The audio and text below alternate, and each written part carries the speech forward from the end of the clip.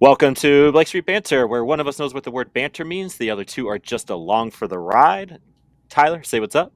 We're back, round two. Here we Round go. two with the other Rockies trade partner, ahead, somebody that knows a little bit more about the Angels than we do. We're joined by Jared Tims of Talking Halos. What up? How you guys doing? Thanks for having me on. I'm excited. This is like my favorite part. I love trade deadline. Love talking prospects. So I'm excited.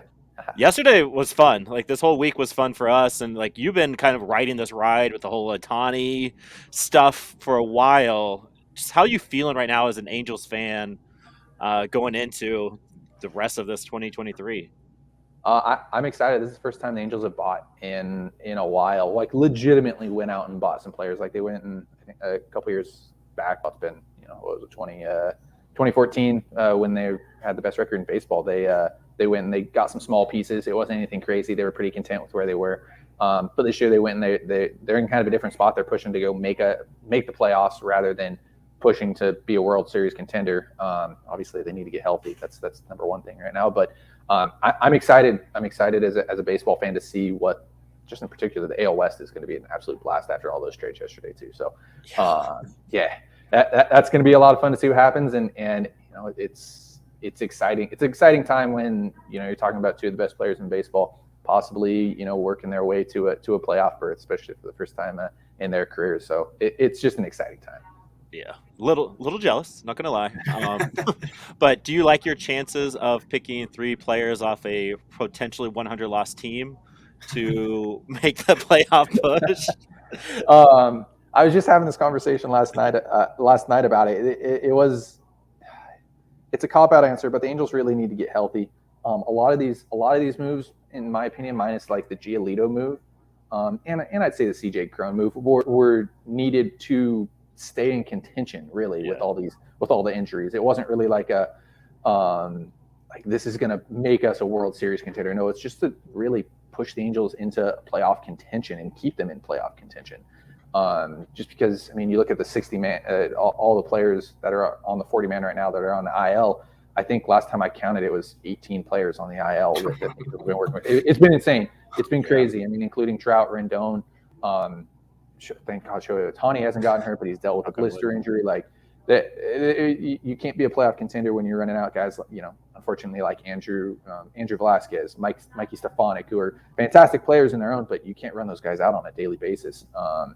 So there were moves that were needed to be made, and Angels went out there and did it. So it's an exciting time to be an Angels fan.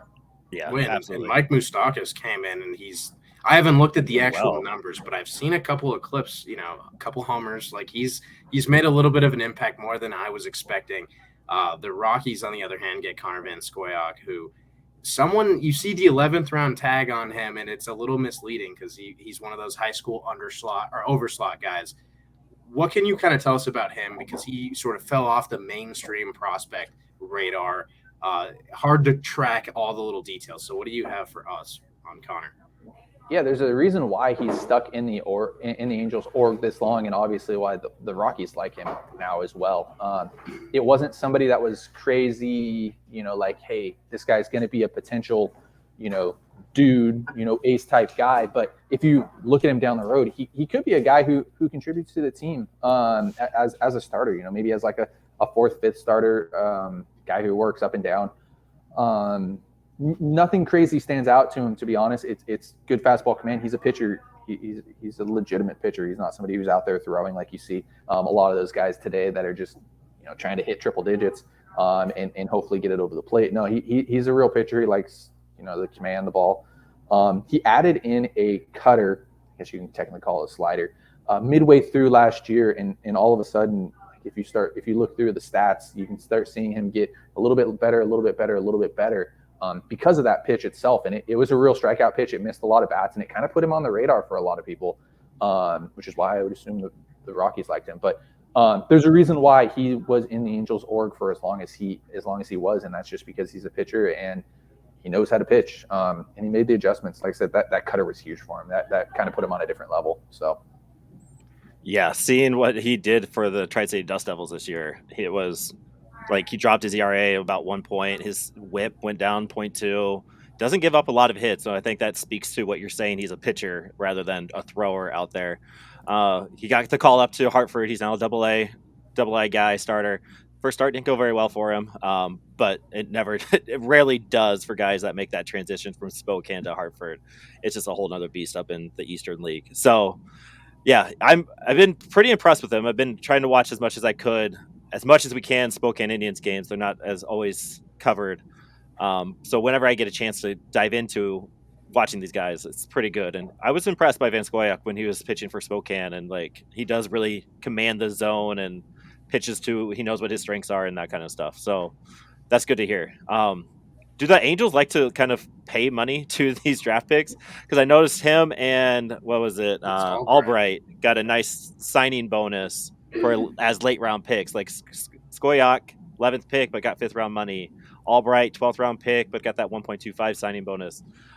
Just speaking for the Angels organization, because I mean they had that 2021 where they picked 22 starters or pitchers and that kind of stuff. Is that just kind of their MO, or is that them trying something different? Because we're kind of in the same boat right now as a Rockies fan.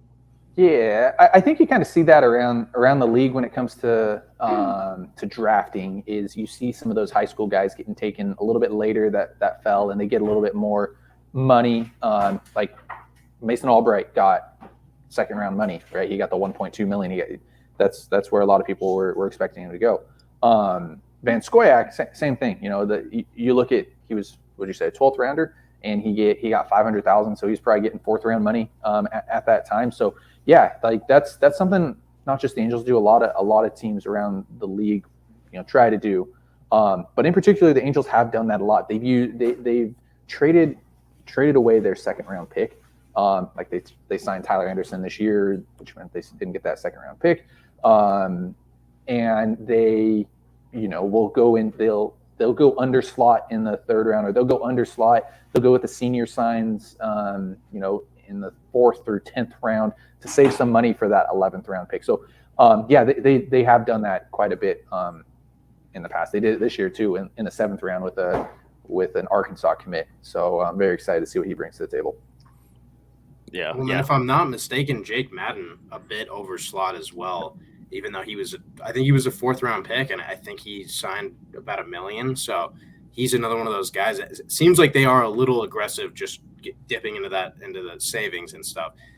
What can you kind of tell us about Jake Madden? When I saw the name, watched a couple clips of him last year at junior college, I was like, that is a fun arm. Besides fun, what other labels are there on Jake? Yeah, you know, he's extremely athletic. It depends on what you want to label him. Like the first time I saw him, it was like, wow, he's extremely athletic. There is please don't quote me on this, and don't tell all the Rockies fans about this, but he reminds me of a guy like Jackson Jobe, who was a 3rd overall pick a couple years before. And a Jake DeGrom type guy. He kind of reminds me of those type of guys a little bit. Super athletic, tall, lanky guy, knows how to throw the ball. Now it just comes down to development, obviously, right? Like a lot of those guys weren't, you know, like Jacob DeGrom was a shortstop coming out of college. You know, that's where he played. And the Mets were able to produce him into one of the best pitchers in baseball. So, yeah, he kind of has those characteristics of, you know, a very, very good starter if he can put it all together. I think he slots a little bit more as a reliever type of guy, you know, fastball slider. However, if he can add that 3rd or 4th pitch, he has all of the tools in the world to become a very, very good starter. However, I know that pitching in Colorado is a little bit tough.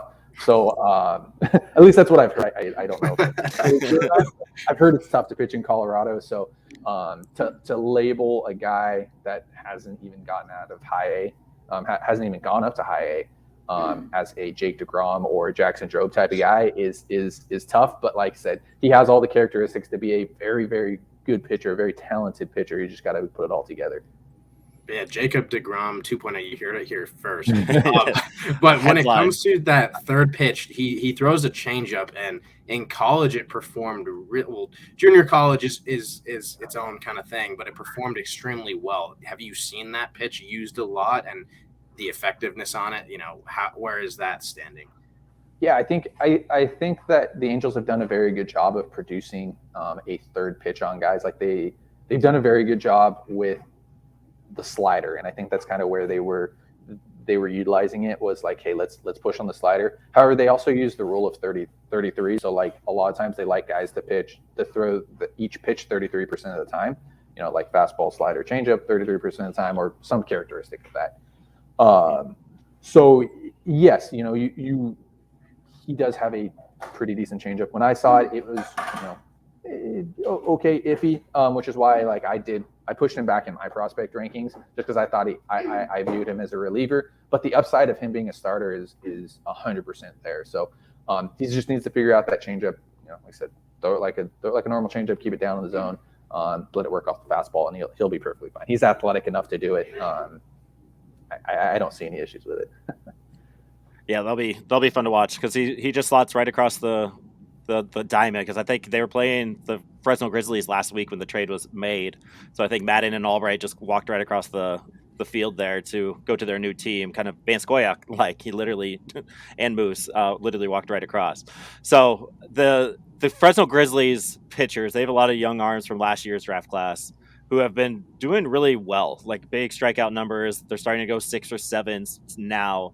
So it'll be interesting to see how Jake Madden slots into kind of that development list there. I think Michael Proshecki went 6 innings last night, 11 strikeouts, but like 2 walks. So the walks, hopefully the Rockies are figuring something out with that, because those walks are concerned. But like you said, he's raw. Like seeing Jackson Jobe, I'm up in Michigan right now, so Jackson Jobe is with the Whitecaps, and so I get to watch him a little bit right now. And there's just raw talent, and like you said, athletic ability there. Being 6'6" at 21 years old, like there's going to be some development happening. Right now, he slots in at number 20 in the Rockies top 30. He was number 9 for the Angels at the end of last year. And let's end it with Mason Albright. So Mason Albright is actually starting for the Grizz tonight.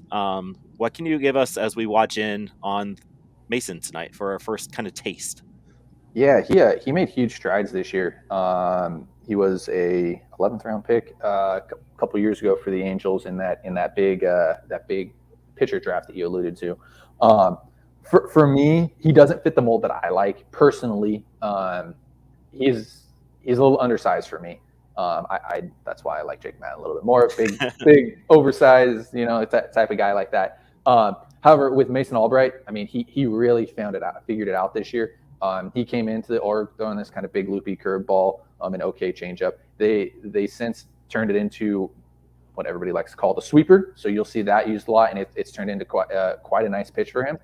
Fastball command, he commands it down in the zone really, really well. It's going to be like 89, 92 was where he was last time that I got reports of it. So it's not overpowering by any means. So definitely want to keep the ball down in the zone. However, it does play up well in the zone as well. If I'm not mistaken, it's pretty good spin rate on it. He does also throw a little bit of a cutter, slider type of pitch, and then he also has the changeup as well. So 4-pitch mix there on Albright. Again, somebody that does, I think, at the major league level slot in is more of a reliever just because of the size. However, you definitely want to utilize him as a starter as long as you possibly can. So I really like the strides that he took this year, especially from where he was and where we saw him the years before. So definitely a piece that to keep monitoring and keep an eye on, because that Mason Albright, both of them are very, very fun pieces, but Mason Albright definitely made adjustments and made strides this year. And I was expecting him to get called up to high A fairly quickly, so it wouldn't surprise me again if the Rockies did the same thing with him. Yeah, they're going to need some pitching up there. Yeah, like you said, just speaking of that, I had that in my rundown notes. 1.9 whip last year for the 66ers and 1.2 so far this year. So then the strikeouts are right around there, and the walks have gone down 2 per 9 in those 2 seasons. So that development is there. And the Spokane Indians could use some starting pitching help up there with it. Tyler, I don't know about you, but it sounds very Carson Prosecki, Kyle Freeland-esque with that left-hand funk. I think in terms of you dropping, it's a little bit of a lower slot, and he has that deep arsenal for a younger kid. Definitely a little bit of shades of Kyle Freeland. So hopefully find a little mentor in the organization like that. Yeah, that'll be sweet. If you wanted to throw, I threw out a Reed Detmers because I thought the pitch mix and the pitch shape was very similar to what Detmers was throwing out there. However, I mean, for me, like you look at the size, I think on in cleats he's 5'11", Albright, and so that's again the only thing that I got is he's a little undersized, but Again, keeps the ball down the zone. I mean, and he's learning how to pitch, and he continues to do the pitching things. He'll be good. I like it. Yeah, and that's one thing the Rockies have really gone out and done. That diversity, like you're talking about Jake Madden and Mason Albright being two completely different pitchers, like literally across the board. And the Rockies seem to have done that and found those two differences from the Angels organization there. So that'll be fun to watch going forward. I know you're on a time crunch, so we won't take up too much of your time here. Anything else that you got for us going forward about these three guys, or? No, like I said, for me, the Jake Madden was the one that hurt the most. I thought there was the most upside there. And yeah, like you said, thanks for the players, guys. Really appreciate it. No, I think a lot of fans were excited to see familiar names, CJ Crone, and Randall Grichuk come back into the org, and of course see Randall Grichuk hit a home run after 5,000 days after he was drafted or something crazy like that. So it was great to see that. And then you mentioned Moustakas. Yeah, statistically he's been fantastic, but the one thing that I think a lot of people underrate when it comes to some players is the leadership skill, and that's one thing that the Angels are missing, and that's one thing Moustakas has really brought to the table is that leadership, that winning mentality, and he's been there, done it before, so he knows how to get there. So that's the biggest thing for the Angels right now is it's been the leadership in the clubhouse, and Moustakas has kind of taken that and ran with it, which has been really cool to see. And again, thanks guys for the players. Yeah, we're rooting for. I mean, my grandparents are in Anaheim, so I've always kind of had the Angels in the back of my mind. Now you got three of our guys. Like I have no other choice but to make the Angels my delegated playoff team this year. So plus there's a closer too that pitched with Colorado last year too, Carlos Estevez. So I forget. I forgot about that. And Tyler Anderson, former Rock. Great. So we're all across over there. So we're kind of rooting for Colorado. Right, there we go. Exactly. Let's get an Angels versus Braves World Series, and it will feel like the Rockies kind of won something. Jared, I appreciate you doing that. Go ahead and give yourself a plug as we end this, and we'll probably go from there. Yeah, shameless plug. I guess I got called out on it last night, so you can follow me on X. It's not Twitter anymore. You can follow me on X at Jared_Tims. You can find all my work on at talkinhalos.com. You can subscribe to Talkin Halos on YouTube. You can just look us up. So absolutely have a lot of fun there. And then when we get hopefully Rockies are buyers, we'll flip flop it and we'll see who you got. So. Ohtani for. We'll give you Jake Madden back for Ohtani when you guys can get that extension signed to this offseason. Ohtani hitting 80 home runs in Colorado, so it's all good. I love that. That'd be so much fun. And everyone's 450 feet every single time. Appreciate you, Jared. Enjoy your day. Enjoy the push, the playoff push. And thanks for joining us. Appreciate it. Thank you guys for having me again.